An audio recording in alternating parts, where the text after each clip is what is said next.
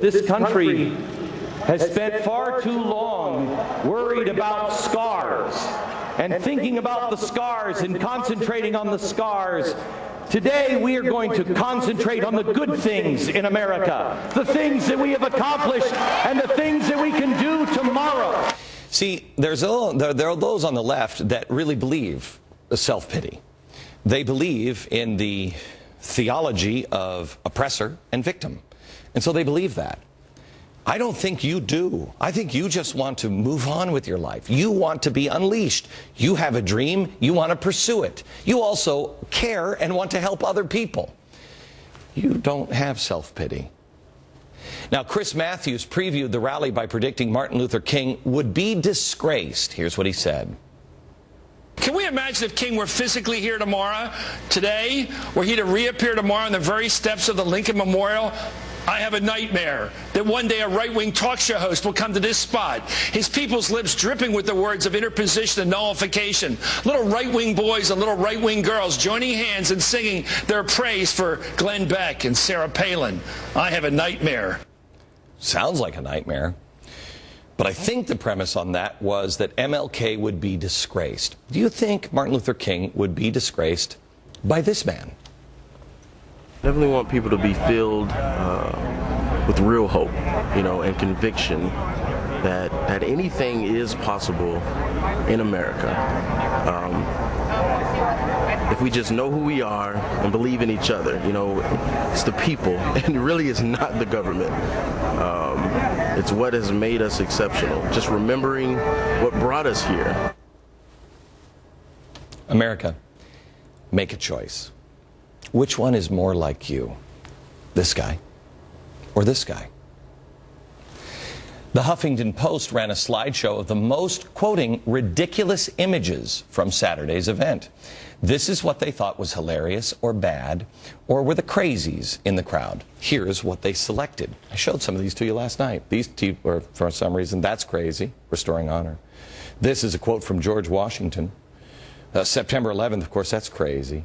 Restoring honor, that's nuts. Oh, she's ridiculous for some unknown reason. And so are they. I mean, look at them. Oh, and a pocket constitution with George Washington on it.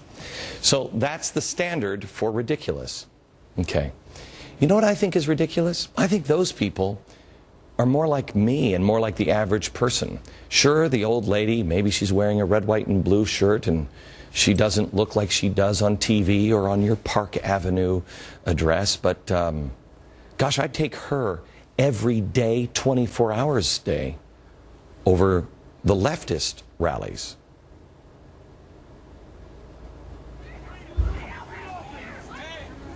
Wouldn't you really much rather take the lady or the guy with the pocket constitution? He's nuts. Which one's more like you, America? Here's MSNBC host Ed Schultz. He said this. His crowd was filled with thousands of old, white, angry McCain, Palin leftovers from the election who just can't seem to stomach the fact that we have a black man in the White House. Okay. They're old, they're white, they're angry, they can't believe Obama won. Okay, they're old, they're white, and they're angry racists. They can't believe that Obama won. There you have it. This or this. When Glenn said that there was going to be a 9-year-old in the audience today, and that it would touch their heart, and that might be the child one day that grows up and does what needs to be done to save this country. I thought about my 9-year-old. I'm a former Air Force military guy.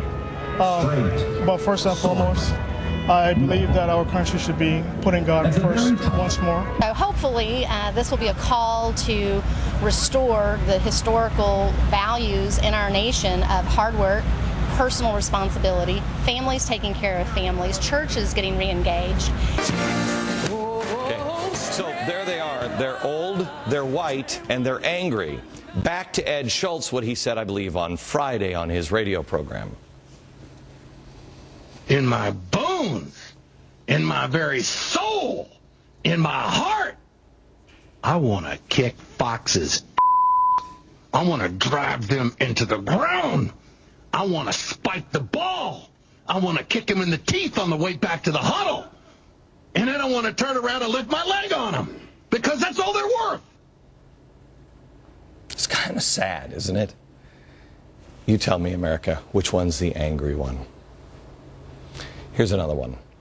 You can see you're viewed as a hate monger. You know it's happening because you hate the earth, global warming. You know, you pollute. You'll pollute as much as you want. After 500,000 people left the mall area, here's what it looked like hours after you left. 500,000 people. Look at the green space. Do you see any? I don't see an awful lot of garbage. Now let's compare that with how the crowd looked and what they left after the inauguration last a year and a half ago in D.C. Do you notice any difference? America, which are you? You see, right now the left is scrambling. They're doing anything they can, throwing everything at the wall. They just don't know what to do. They don't know who you are. They're confused. But here's a good thing. Ding dong, the witch is dead. You've won. You've won. It's only a matter of time. You just keep being yourself. You've won. Back in a minute.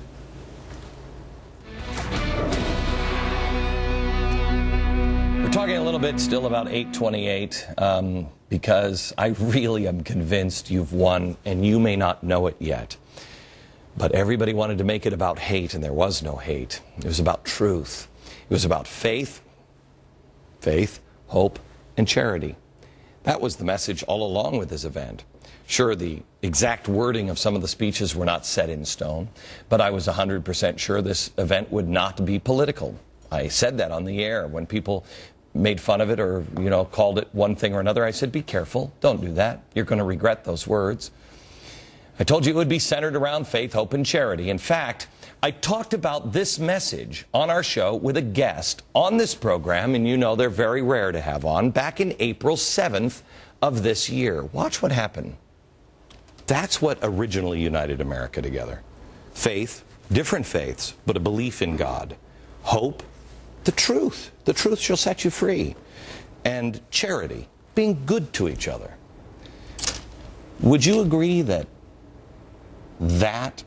approach, not about politics or policies, but principles, faith, hope, and charity, can unite America? Yeah, I agree.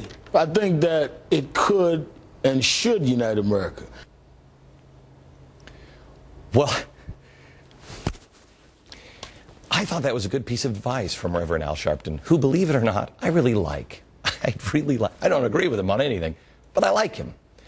I took his advice. That's why I was asking. I was asking an honest question. Do you really think that could unite? He said yes.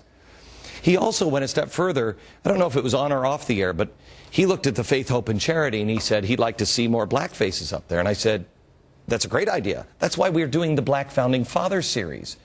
I mean, how much did we all learn that we didn't know about? This was his idea.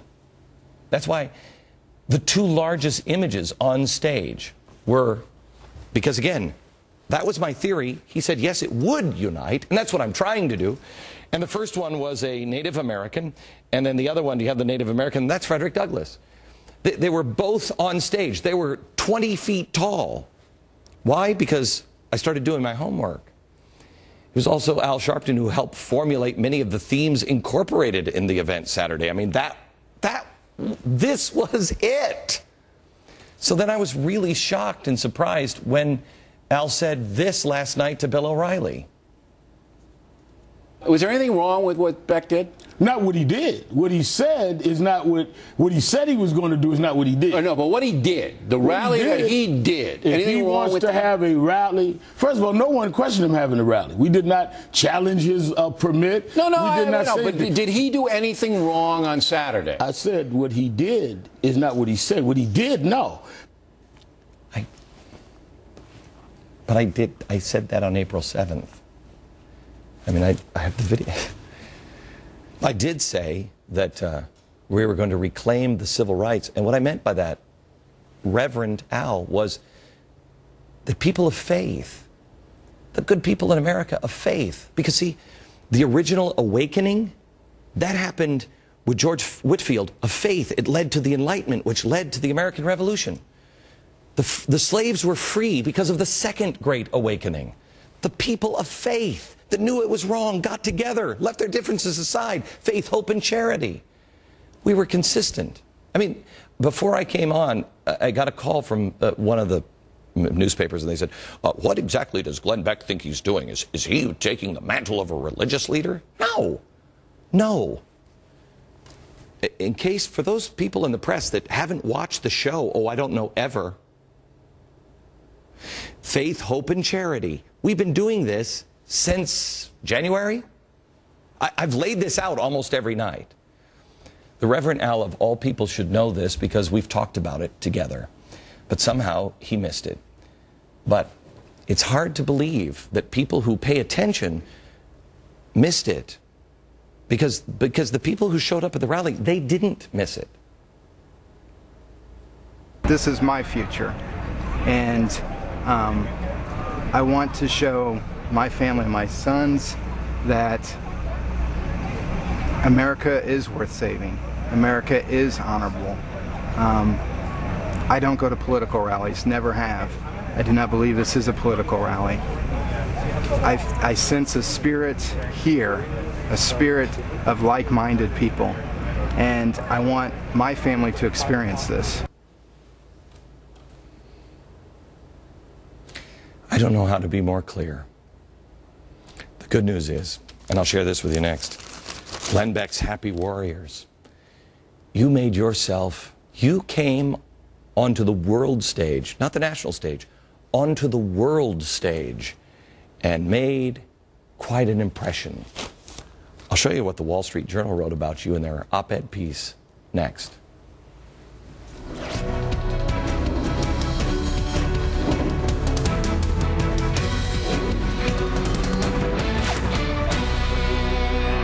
I was just sitting here during the break, and I have to tell you, I actually have butterflies in my stomach, and not because I'm nervous about anything, but because I know what I'm telling you today is true, and that is, you've won. The formula here, if you will, is just be you. Be your highest self. Every Tea Party should learn from what happened this last weekend. They don't know what to do with kindness. They have no idea. No idea. Lock arms, sing a hymn. It's amazing. I learned a long, long time ago the importance of judging a man by his friends. I am so proud of the 500,000 friends that came out on Saturday to restore honor. And the real story that is coming out of this weekend is not me or Sarah Palin or anybody else. And it's not the crowd size. It's the crowd and their behavior. You have raised the bar. I hope I can live up to your standards. I want to share an article. This is the best thing. This is the best. This is from today's Wall Street Journal. Okay? This is the op-ed page. It's a story about Saturday's crowd. It's called Glenn Beck's Happy Warriors, and it's written by James Freeman. And here it is. Pundits will debate the crowd at Glenn Beck's Saturday rally in Washington as the largest in recent political history. But it certainly was among the most impressive. Mr. Beck, a television host and radio broadcaster with a checkered past and have I said something wrong? And a penchant for incendiary remarks.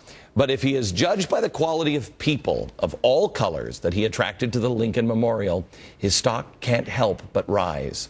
One would not be able to find a more polite crowd at a political convention. Certainly not a professional sporting event. Probably not even an opera. In fact, judging by the behavior of the attendees following the event, you'd have a tough time finding churches in which people display more patience as others make their way to the exits. This army of well-mannered folks that marched into Washington seemed comprised mainly of people who had once marched in the U.S. Army or other military branches, or at least had a family member who had. Perhaps that's not surprising, given the event was a fundraiser for Special Operations Warrior Foundation, which, by the way, you can still make a donation to, glennbeck.com/828.